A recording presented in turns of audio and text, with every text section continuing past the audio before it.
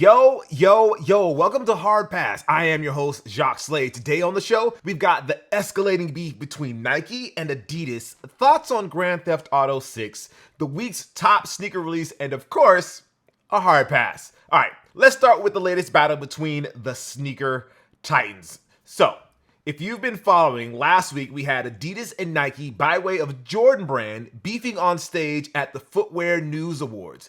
Adidas CEO Born Golden jokingly claimed that they had more heat on the way after the Samba was named the sneaker of the year, to which Jordan Brand president Larry Miller replied with a "just bring it," like he was The Rock getting ready to take on some jabroni. It was a rare moment of candor between higher-ups at the two biggest sneaker brands in the world.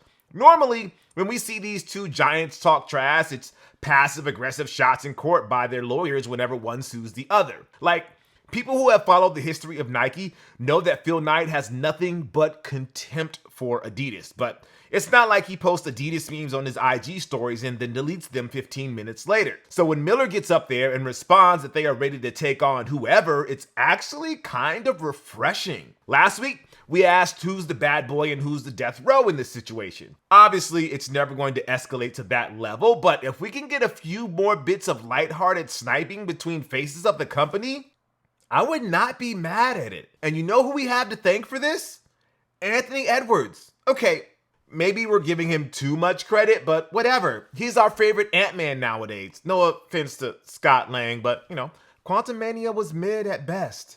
Edwards has been bringing this kind of playful confrontational energy to the conversation ever since the rollout of the signature Adidas AE1 began. While James Harden and Damian Lillard remain the standard bearers for Adidas basketball, with Donovan Mitchell bridging the gap into the next generation, Edwards is already calling his shots in ways that none of the aforementioned athletes have ever done. Mitchell was the closest when he was getting into it with Ben Simmons about who was the real rookie of the year, but it was a brief moment in time. Edwards stays hating, but in a funny way. Like when one of the first commercials for your signature shoe is to pull out the competition's product from a bag and rag on them.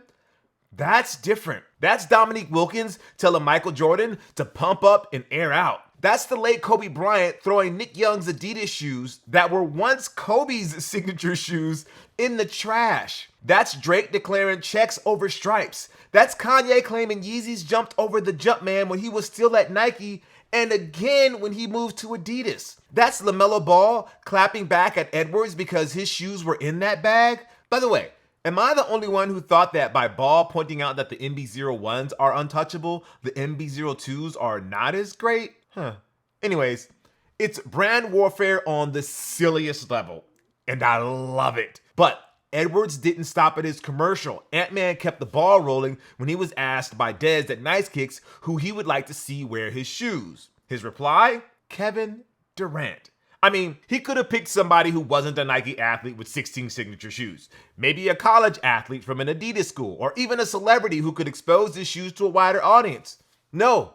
He went with the one Nike athlete who was also a chronic Twitter reply guy. Like clockwork, KD had something to say about the AE1s, which led to Edwards, the guy who's running the Adidas basketball Twitter account, to hit back with quite possibly the pettiest response I've ever seen since Nike SB told us to take an L on the sneakers app. Like, there's no subtlety or nuance to "you dusty, about to retire soon anyway." As you might expect, Adidas Basketball deleted that tweet faster than you can fire a social media manager. But then it follows up with a, quote, "meant to send that from the burner account," end quote. Now, that tweet is hilarious on a number of levels. One, it hopefully means no one got in trouble for the tweet and Adidas is actually leaning into it. Two, of course Adidas would have a burner account, and now we need the internet's best detectives to sniff it out. And finally, to allude to a burner account when everybody knows KD is all about that burner life might actually be more insulting than calling him old and dusty. I love this dumb feud so much. And then there's the LeBron of it all. A day later, he came off the top ropes to insert himself into the conversation. He posted pictures that he probably grabbed from Getty Images, cropped them so the watermark wouldn't show, and showed love to his fellow Nike basketball signature shoe athletes. It's cheeky for sure, but if you're gonna nitpick, should he still count Paul George? And are we sure there will be a Ja too? Also, where's the Nike Sabrina 1, LeBron? A few years ago, when Kowrider was working for Kicks on Fire, he asked Kyrie Irving if signature shoe athletes among competing brands ever talk trash amongst each other. Kai, sensing Kowrider was about to bait him into saying something incendiary because that's just what Kowrider does, you guys watch this show, Kyrie didn't bite and said no. It was more about supporting each other and being proud that they could achieve such heights. And that makes sense. Only a handful of NBA players ever become signature athletes, and from that crop, there's an even smaller number that reach milestones like 10 models and more. The fraternity is so small that I doubt these guys are taking it that seriously. I'm sure LeBron or KD would love nothing more than to bust Edwards' ass on a play that makes the AE1s look bad, but I can't see it being more personal than that. However, when it comes to Golden and Miller and all of the serious people in the Nike and adidas C-suites, we want them to follow through and compete. Adidas wants to punch up and call their shot? Then let's see if that pipeline has actual heat that we want to wear and are not just critical darlings of the blogs. Nike wants to punch down and acknowledge those beneath them? Fix the sneakers app, make more Kobe Protros, and figure out how to make Jordan Retros interesting again. I want them to back up their words because when they do, we, the Sneakerhead Collective, we win. All right, then the pick of the week is the Puma Scoot Zeros Georgia Peach. This is on the 15th for $100. Portland Trailblazers rookie Scoot Henderson is in rarefied air. The third overall pick in this year's NBA draft has the ultra rare distinction of having a signature shoe from the jump, joining a very unique list that includes Michael Jordan, LeBron James, and Shaquille O'Neal. Very exclusive company, but it's also a list that includes Stephon Marbury, Jerry Stackhouse, and Lonzo Ball. So getting that rare nod doesn't mean you're going to be an all-timer. You could be a future legend in China, a former all-star with a badass reputation, or a great what if. Anyways, I'm avoiding talking about the shoe because you can learn more about it on our weekly show, The Heat Check, which is over on the main Cousteau channel. That's called a plug. Okay, before we move on to this week's Hard Pass, let's talk about the first trailer for Grand Theft Auto 6, the biggest video game release of 2025.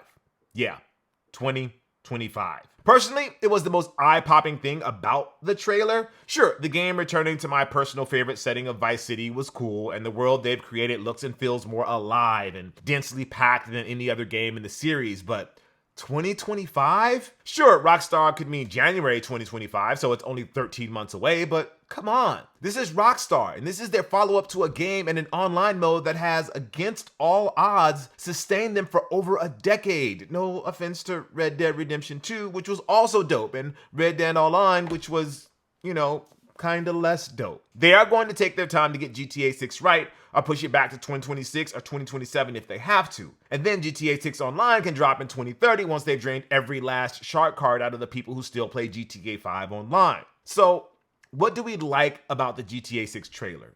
It went woke, baby. That's what. I'm kidding. The game is probably going to be offensive and touch the nerves of a lot of people, no matter their political leanings. But man, the attempt to turn this trailer into culture war was so half-assed and pathetic. I'm not even going to waste any more time and space into that discussion. It's so sad. Not going to buy your couldn't even start GTA 5 because you shoot cops in the first mission excuse when you recently expressed your love for Saints Row 4, a game where you have to take on cops to move on. Maybe it means people on all sides are getting tired of that type of discourse and we can move on. Maybe. Well, at least we can hope. Anyway, let's talk about the vibes of the trailer. My first choice would have been to do GTA 6 in a new setting. Since GTA 3, Rockstar has created New York and Los Angeles adjacent playgrounds twice. And prior to the reveal of 6, Miami once. When GTA was still played from a top-down perspective in the 90s, there were 2 London expansions. A modern GTA with their take on London could have been interesting. I could also see Hong Kong, Tokyo, Sydney, or Paris getting the treatment.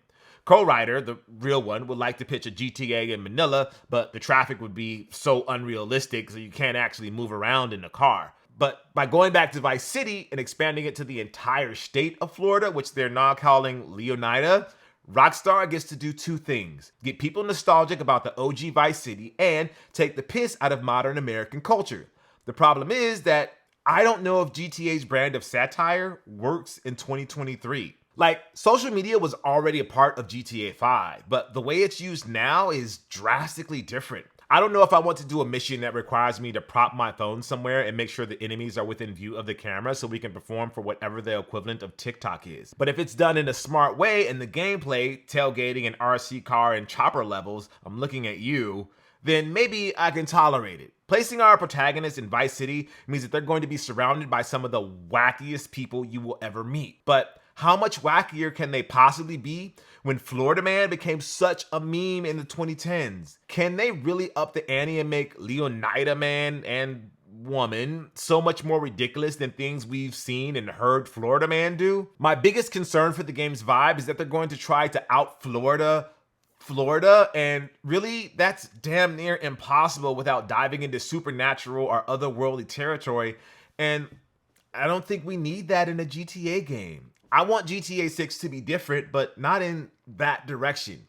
We get that already from other open world games like Saints Row and Watch Dogs and others. So what we didn't see in the trailer is gameplay. And if we're being real here, that is what's going to determine how much I really care about a new Grand Theft Auto game. Like a lot of people, I first got on board with the franchise in GTA 3 and then Vice City and San Andreas. Those were first class, top of the line, cutting edge games in the early 2000s. By the time we got to GTA 4 and Return to Liberty City, the game evolved, but the story was such a drag that the quality of life improvements was bogged down by cousin Nico Bellic's rise to mediocrity. GTA 5 went the other way with the storyline, and from what I remember, the game was an improvement on all fronts, but other games and experiences had taken priority by then. I didn't finish 5, and every video I've ever seen of GTA Online makes it seem so impenetrable that starting now feels like a hopeless cause. GTA 5, it came out 10 years ago on a console that was 2 generations ago. Times have changed. Tastes have changed. There was a lot of bemoaning in the comments of the trailer video that a lot of people have passed on since then, and a lot of excitement for this new installment as well. I don't know if that's gamers who were teenagers or young adults back then starting to realize their mortality, or randos looking to gain clout by posting a clever comment, but this new entry in one of the most successful video game franchises has to be nothing short of a revolution to justify the long wait. And I'm gonna be curious to see if they can pull it off, and if I'm actually going to care.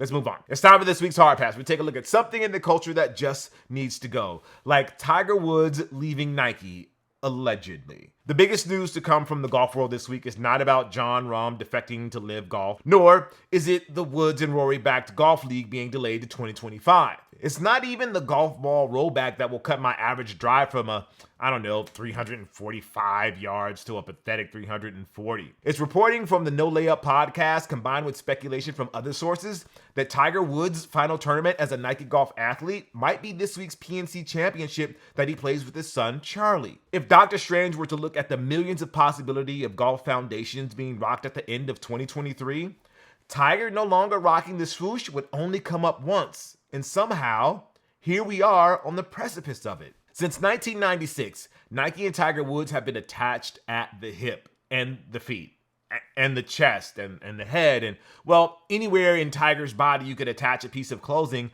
a swoosh was not far behind. The relationship was so symbiotic that Tiger actually looked off whenever he didn't wear a Nike hat in public. Tiger even looks off when he's wearing a non-Nike hat, like when he's at the Ryder Cup or repping his favorite NFL team, the Raiders of Oakland or LA or Vegas. I'm not sure where they are now. Remember that clip of Allen Iverson showing up to the All-Star practice and he cut his braids and everybody freaked out? It's going to be like that when Tiger shows up in a tournament in 2024 and he's wearing a tailor-made hat with a TGR logo consisting of 3 Christmas trees. Now, if you're not a golf fan, you're probably wondering, what's the big deal? Tiger Woods ain't exactly the Tiger Woods of 2003 racking up major victories, nor is he the Tiger Woods of 2013 that was still a threat to win every time out. And the Nike Golf is not the Nike Golf of old either. But Nike, for all of the hand-wringing about retros being dead, is still Nike. And Tiger Woods is still Tiger Woods, the most popular golfer in the world. And it's not even close. The guy has played 6 official events since his recovery from a 2021 car crash, and yet he pocketed $35 million from the PGA Tour's Player Impact program for generating interest in the game. Rory has to star in a Netflix show and tell Phil Mickelson to F off to grab some headlines. And for the whole time he's been the most popular golfer in the world, Tiger's worn Nike hat, Nike shirt, Nike pant, Nike shoes, and during the peak of his powers, Nike golf clubs. For nearly 2 decades, Sunday red and black with matching swooshes was a symbol of excellence. Kind of like the slogan of his beloved Raiders, but unlike the Raiders, Tiger actually won. Sorry, I had to get that shot in as a Niners fan. So, what do we know as fact as of this moment? Actually, not a whole lot. We all assumed that Nike and Tiger had this whole thing locked with a lifetime deal, not unlike the ones that Michael Jordan and LeBron have. But that might not be the case, and apparently renegotiations have not been going smoothly. As of this recording, neither Tiger or Nike has released statements about the speculation. Many will point to Tiger wearing FootJoys last year as the first sign of trouble in paradise. But I would go all the way back to 2016 when Nike Golf exited the equipment business. For most of his dominant run, Tiger was all Nike Golf everything, save for his famous Scotty Cameron Newport 2 that was in his bag for 14 of his 15 major wins. He would continue to use Nike Golf post-announcement, but signing with a new company for his gear was inevitable. Golf is a game of constant change and refinement, and that includes switching gear as technology advances. So in early 2017, Tiger signed with TaylorMade. After years of watching countless Tiger Woods Nike Golf commercials, shout out to Frank, it was weird to see him pop up in advertising for equipment that doesn't have a swoosh on it. But as the years went on, it became less of a hang-up for fans, especially after he won the 2019 Masters, his first major in over a decade. It may have been shocking at first, but in time, we got used to the idea of Tiger using TaylorMade. It was possible to see Tiger in anything besides Nike. And then he wore FootJoys at the 2022 Masters. That was the escalation. After a brief dalliance with a more modern approach to design, Tiger has always preferred the traditional look and feel when it comes to his golf shoes. Yeah, Nike tried to add their own flavor to shoes like the Air Zoom TW, but they were firmly rooted in the old school. The FootJoy Premier Packer that Woods wore in Augusta and every tournament he's managed to play in since, old school. When asked why he wore FootJoys, he explained that they allowed for more stability, but that he was still working with Nike on a solution. 18 months later, and he's still wearing FootJoys with no solution from Nike as far as we can tell. At the time, we made what we thought was a not that serious, but also kind of serious request for Tiger to call up an old friend over at Jordan Brand. Actually, we've been raising that flag for a long time. How has there never been a Tiger and Jordan Brand collaboration on a golf shoe? At a time when parts of the culture are starting to enter their golf era, Tiger could have been at the center of it. Except that he has never, and that has really never been, a part of Tiger's bag. Yes, he brought an energy to golf that the world had never seen before, but that never really extended to his style. The Sunday red and black was dope, don't get me wrong, but the most daring he got with that combo was when he wore a collarless shirt, or that one time in 2012 when he won the Memorial in the white colorway of the TW13. The timing of the Masters edition of the Nike TW13 Retro was and is still curious. The 2024 Master is months away, so why drop the shoes now? We thought it had something to do with the timing of the release to Woods' latest comeback, but in light of the speculation that Woods could be leaving Nike, maybe Nike pushed the release date to get the shoes out the door before any contracts expire. It would also explain the total lack of advancement with his yearly signature hat release. Co-Rider has almost every black Tiger cap since the debut of the TW logo, and if we let him,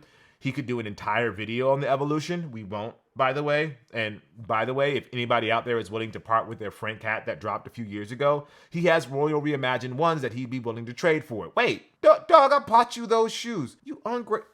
Never mind. Anyways, if Tiger does leave Nike, it would be huge. Not huge in the sense that Nike is a sinking ship and that Tiger abandoning them will doom the company. Only Michael Jordan leaving and taking Jordan Brand with him would have a real and lasting effect on Nike's bottom line. Tiger's possible departure is more of a symbolic one. You could even say it's mostly vibes. Nike Golf had already gotten out of the equipment game years ago, so their focus for a while now has really been on apparel and footwear. Jordan Brand has become a pillar of their strategy, with retros being converted to golf shoes and collabs with brands like Eastside Golf, opening them up to a more casual audience. It's a weird look that the athlete that has dominated the attention of their sport for nearly 3 decades could be looking to move on, but we'll get used to it. Might take a little longer, but just like when he moved to TaylorMade and when he switched to FootJoys, sometime in the future, Tiger will be wearing that familiar Sunday red and black, just with new logos. Maybe. It's also entirely possible that in a few weeks, this is all resolved. Those prototypes he was wearing were actually the new Nike GW24, and he signed an extension with Nike. But like I said before, this has somehow stolen the spotlight from anything Liv is doing. And honestly, that's all that matters. All right, that's going to do it for the show. Thank you for watching Hard Pass. I am Jacques Slade. I'll see you next week. If you'd like to possibly be featured in a future episode, call us at 818-493-9325. Leave a short message, your social media if you want, no more than 30 seconds. All right, I'll see you next week. Peace. Also, we're recording this before the Lakers take on the Pacers for the in-season tournament championship. So good luck to my Lakers. And damn, Tyrese Halliburton is really good, yo. I can't wait until he's on the Lakers in whatever year he becomes a free agent or demands a trade. You know what I mean. All right, y'all. Peace.